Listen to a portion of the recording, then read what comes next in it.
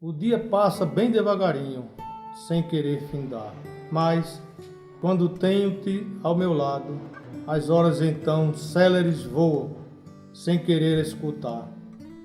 No compasso do poema Horas, a voz do filho Flávio dá vida às palavras escritas pelo pai Edson Regis em junho de 1948. No auge de uma vida de conquistas e legados, o relógio parou de bater de forma covarde e brutal, exatamente às 10 horas e 43 minutos de uma manhã de 1966. Mas esse caso deixaremos para contar depois. Agora, vamos voltar no tempo e descobrir a história do dono deste relógio. Município de Timbaúba, Mata Norte de Pernambuco. Em 30 de abril de 1923, nascia na vila de Cruangi Edson Regis de Carvalho, o mais velho dos 7 filhos de Laurentino Tavares de Carvalho e Débora Regis de Carvalho. Os primeiros anos colegiais estudou nas cidades de São Vicente Ferrer e Nazaré da Mata, onde cursou o ginásio. Já adolescente, veio morar no Recife e se matriculou no ginásio pernambucano. Foi aluno brilhante. Edson Regis sempre teve espírito de homem público. Era um jovem focado na política e nas leis. Entrou na Faculdade de Direito do Recife, de onde saiu bacharel em 1949. Logo depois, casou-se com Dona Maria Isabel Cesário de Melo, com quem teve 5 filhos: Flávio, Débora, Edson, Virgínia e Heloísa. Mas o começo do namoro não foi nada fácil. Minha mãe era filha do coronel Raul Cesário, homem rico de posse. E meu pai, uma pessoa humilde, morando numa casinha na frente. E ela começou a namorar com Edson Regis. O coronel não ia dar certo, né? Era como se fosse um coronel dessa novela das 8. Só, esse casamento não vai dar certo, não vai dar certo. Esse menino é pobre, não tem dinheiro.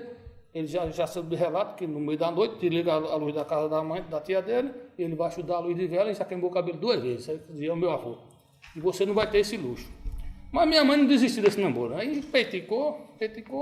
Aí ele viu que não podia fazer mais nada. Disse: eu vou saber quem é esse rapaz. Procurar saber. Aí foi quando ele foi ao advogado dele, que era amigo com o padre Romulo Caú, que morava ali na Porra do Shoa. Aí procura saber quem é esse rapaz.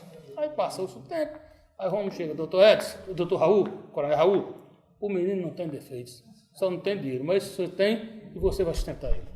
Aí ele ficou apaixonado, aí começou a ler os poemas, as escritas do meu pai, aí ficou apaixonado pelo jornalista. Ele era um homem bom, trabalhador, íntegro, responsável, bom pai e bom marido, do qual sinto falta até hoje. Apesar do pouco tempo, vamos dizer assim, de convivência, é muito presente. Ele, como um chefe de família, atencioso, dócil, apesar da sisudez, o bigode, mas ele dizia sempre: eu sou mesmo, vocês só tem esse parrapapá, né? Na verdade, vocês é que mandam, e era mesmo, mas bastante ligado aos filhos e à sua esposa também, um pai presente. Além da família, o jornalismo foi outra grande paixão de Edson Regis. Escrevia artigos de caráter político e cultural para o Jornal do Comércio e Diário de Pernambuco. Foi repórter, colunista e diretor de redação do JC. Coordenou a revista Região e foi editor do Correio das Artes. A veia jornalística ultrapassou as fronteiras. Em João Pessoa, na Paraíba, fundou o jornal A União.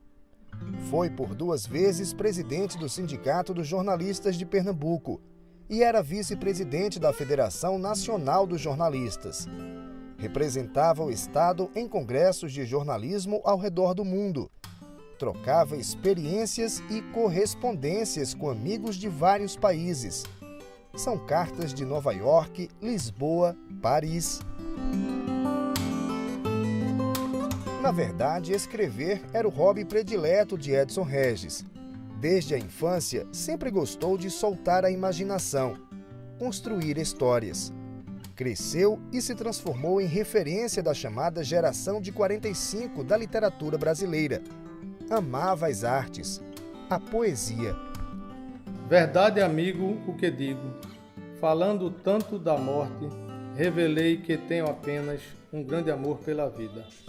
A velha máquina de datilografia foi amiga e confidente fiel.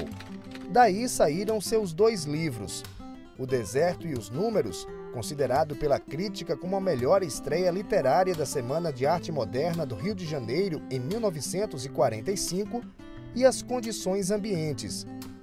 Ganhou reconhecimento e fez muitas amizades importantes. Mauro Mota, Gilberto Freire, Vicente do Rego Monteiro, Manuel Bandeira.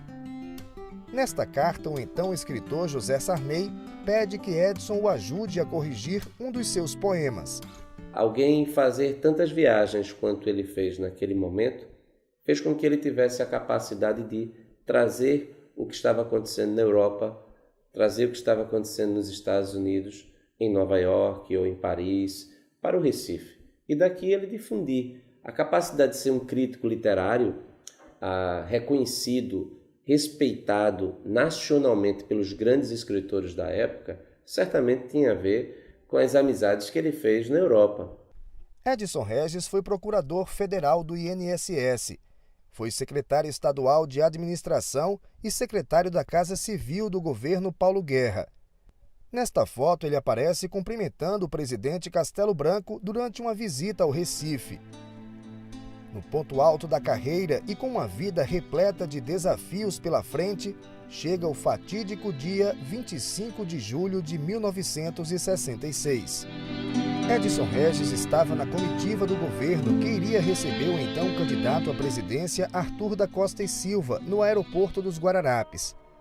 Naquele dia, uma mala foi deixada no saguão com explosivos. O alvo principal seria o general Costa e Silva, que nem chegou a desembarcar no aeroporto. É que a comitiva se atrasou durante um evento na Paraíba e ele veio de carro até o Recife, onde iria participar de um ato de campanha. Ao notar uma mala suspeita no aeroporto, o guarda civil Sebastião Tomás de Aquino, conhecido como Paraíba, decidiu retirá-la. Foi justamente quando ocorreu a explosão. 14 pessoas ficaram feridas, 2 morreram.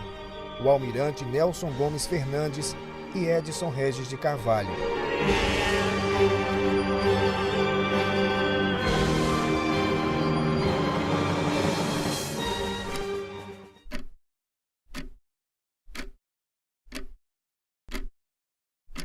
Lembra do relógio do começo desta reportagem?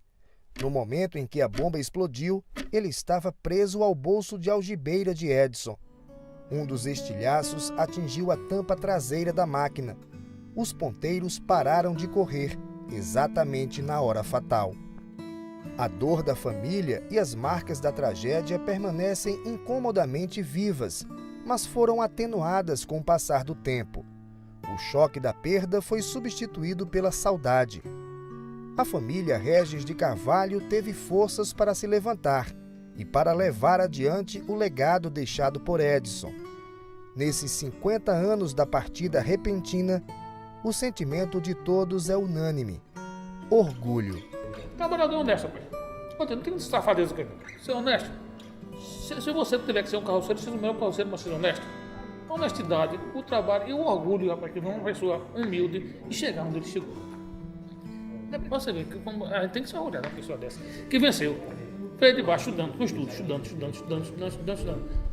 Eu lamento o fato de que a tragédia tenha ofuscado o homem, o político, o pai de família, aquela pessoa que era admirada por todos naquele momento, em Recife, em Pernambuco, no Brasil, e que quando se fala Edson Regis, hoje o que vem à tona é o ataque terrorista de 1966, em 25 de julho. E a gente esquece que entre as vítimas fatais, estavam lá um jornalista, um poeta, um homem, um cidadão, um pai, um homem que deixou marcas profundas positivas por onde passou, seja na política, seja nas artes, seja no jornalismo, como uma pessoa que exerceu uma posição de liderança. Uma vez ele me falou isso: olha, se tiver nada para deixar, eu estarei satisfeito se deixar o nome. É isso que você tem que deixar para os filhos. E as coisas você conquista, coisas materiais, mas o nome e fazer e construir um nome é muito difícil. Então ele deixou e hoje ainda todos, né, eu tenho orgulho e tenho satisfação de ser filho de quem sou.